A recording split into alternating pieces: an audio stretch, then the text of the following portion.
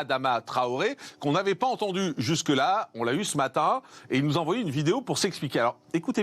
Ça est soutenu par un homme qui s'appelle Adama Traoré, qu'on n'avait pas entendu jusque-là. On l'a eu ce matin et il nous a envoyé une vidéo pour s'expliquer. Alors, écoutez bien tout ce qu'il dit dans sa vidéo. On l'a reçu 2 minutes avant l'émission, mais c'est très intéressant. J'ai eu le temps de l'écouter juste avant de vous la passer. Vous allez voir, il dit beaucoup de choses qui vont sans doute vous faire réagir. Bonjour, monsieur Morandini. Je m'appelle Adama Traoré. Je fais cette vidéo afin de rétablir la vérité.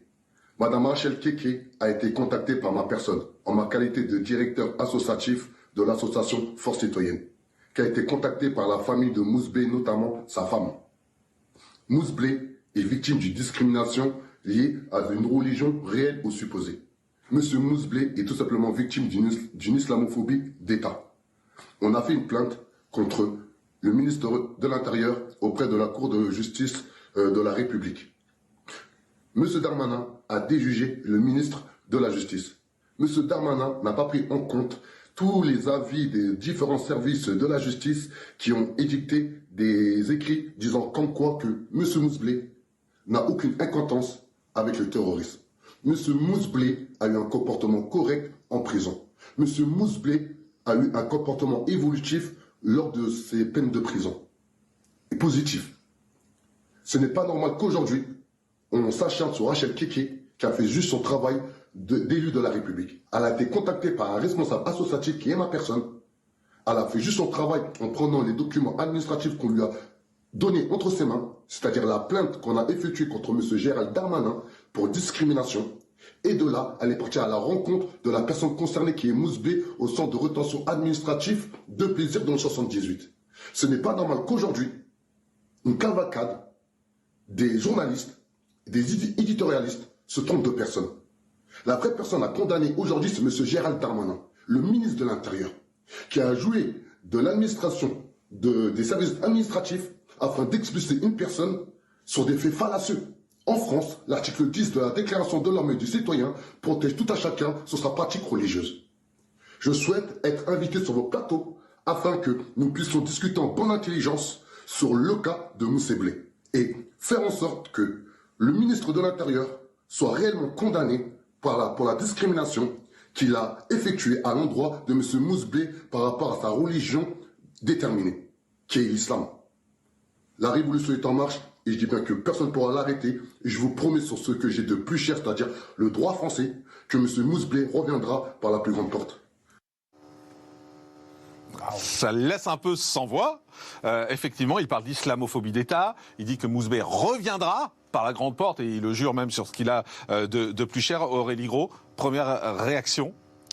Alors, comment dire, je trouve ça assez incroyable qu'on puisse diffuser des vidéos comme celle-là. Ça ? Oui, non, il faut que tout le monde puisse s'exprimer. Non, mais pas de votre part. Hein. Je trouve que les partis politiques jouent quand même un jeu dangereux où les associations engagées jouent un vous jeu parliez dangereux. de la Bien députée sûr. qui est allée le voir. D'accord. Jouent un jeu dangereux où ils font monter de la surenchère sur ces sujets-là. Cet homme qui a été expulsé, effectivement, il y a un travail de police, il y a un travail judiciaire. Donc, puis il avait un gros casier. Il avait un bon casier. Incarcéré pour port et transport d'armes, participation à la préparation d'un crime, violence et rébellion sur personne dépositaire de l'autorité publique, refus d'obtempérer, donc moi, ce qui me conduite gêne, sans permis. c'est une députée qui est capable de, en fin de compte, délégitimer l'action de la justice, l'action de la police, l'action des enquêtes. Aujourd'hui, on sait que les Français, il y a une défiance. Et qui appelle l'ambassadeur de Côte d'Ivoire pour faire annuler. Mais c'est dingue. Pour une députée de la France, je trouve ça relativement grave, voire très grave. Et bon, les déclarations, il va revenir. Il sera encore sous le joug d'une OQTF. Mais en même temps, c'est peur de rien. Hein. Il le dit face cam. Vous avez entendu ce garçon, il le dit face caméra. Je vous le dis sur ce que j'ai de plus cher, il va revenir et il va revenir par la grande porte. Il y a un combat en France et je pense que celui-là, on est tous unanimes pour le porter en commun. Il y a des menaces terroristes. Clairement, il y a des vraies problématiques. Et là, Adama Traoré dit c'est de l'islamophobie d'État. Mais c'est facile l'islamophobie. À un moment donné, voilà, moi je dis il faut pas tout mélanger, les OQTF, les crimes. Ça là-dessus, pour moi, il faut chasse garder. Il faut quand même faire attention. Il y a des gens qui sont sous le joug d'une OQTF. Il y a des gens qui viennent en France peut-être de manière illégale, mais qui sont dans des pays en guerre. Je pense à l'Iran. Et effectivement, ils pourraient faire les démarches, mais des fois, la vie fait qu'on va au-delà des démarches. Il faut pas tout mélanger. Mais là, je trouve que c'est un discours relativement scandaleux. Je me désolidarise de ma collègue Rachel Keke, qui par ailleurs porte des combats qui sont très très importants, hein, notamment pour les femmes les plus précaires de ce pays.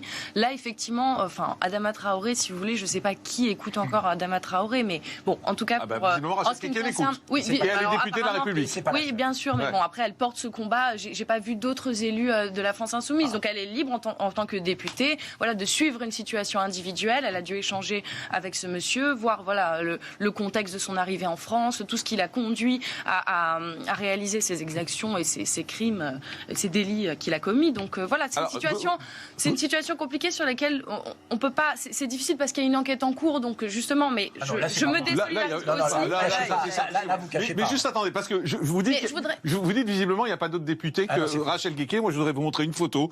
C'est Daniel Obono qui a. Oui, mais voilà, vous voyez. Et là, sur cette photo, elle est en train de recevoir en main propre la sœur de Mouzbé qui lui remet la plainte qui a été déposée contre l'État pour l'expulsion de cet homme. L'association qui milite désormais pour le rapatriement de Mouzbé en France. Donc vous voyez, il y a des gens qui sont réceptifs quand même. Oui. Mais visiblement oui, mais après il faut voir la situation parce qu'il dit il accuse l'État d'islamophobie. Donc qu'est-ce qui s'est passé? Est-ce que c'est parce qu'il a pratiqué sa religion? Est-ce qu'on le soupçonne de quelque chose? Dans quelle mesure? Écoutez, je suis obligée de rentrer dans le jeu pour analyser la situation. Et je voudrais quand même vous répondre sur ce que vous m'avez dit tout à l'heure, pardonnez-moi, parce que vous m'avez interpellé. Je n'ai aucune leçon à recevoir du Rassemblement national sur ma vision, sur mon idéologie, comme vous dites, de l'immigration. La France que vous décrivez, c'est une France qui est rance, qui n'est pas la France que je connais, multiculturelle et en couleur.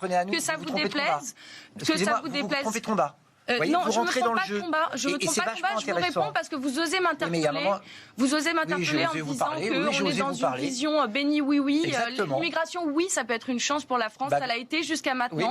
Travaillons ensemble pour que les choses s'améliorent et que les gens vivent dans des conditions dignes, y compris ceux qui arrivent sur le territoire parce qu'ils fuient la guerre, qui fuient des situations économiques dramatiques et qui se retrouvent effectivement dans la situation. Votre réaction sur Adama Traoré? Ce qu'on entend là, ça pourrait être juste ridicule et grotesque. Imaginez que quelqu'un qui a un casier judiciaire long comme le bras, qui est en situation régulière depuis des années, qui est fiché S, c'est-à-dire une personne qui peut porter atteinte à l'intégrité de nos territoires par fondamentalisme idéologique, l'islamisme. Qu'on nous dise, oser s'en prendre à lui, c'est s'en prendre aux musulmans. Absolument pas. D'abord, c'est raciste, ou en tout cas, c'est anti-musulman de dire ça. Moi, je ne crois pas que tous les musulmans soient des islamistes. Et donc, faire ce raccourci, comme le fait monsieur Traoré, c'est une insulte à nos concitoyens de confession musulmane qui se comportent bien, et c'est la majorité. Il faut le dire. Deuxièmement, ce serait... allez, on va dire un peu ubuesque, grotesque, s'il n'y avait pas aujourd'hui, au cœur même de l'Assemblée nationale, des gens qui parlent comme ça tous les jours, et qui nous expliquent que la police, lorsqu'elle ose arrêter quelqu'un qui est d'origine étrangère ou qui est de confession musulmane, que cette police est raciste ou islamophobe. Non, elle arrête des délinquants, quelle que soit leur origine, quelle que soit leur religion. Là, c'est grave, il parle d'islamophobie d'État. C'est très grave comme accusation. Une petite minorité qui pourrait être, aux yeux de tous, complètement marginale, aujourd'hui a une caisse de résonance qui s'appelle l'Assemblée nationale. Et cette petite minorité a mis la gauche à plat ventre, on l'a bien vu, de tétaniser de peur, d'oser affronter les questions sécuritaires et d'immigration, et même une partie du centre et de la droite. C'est-à-dire que cette petite minorité agissante a créé cette musique. Faire respecter le droit pourrait être raciste.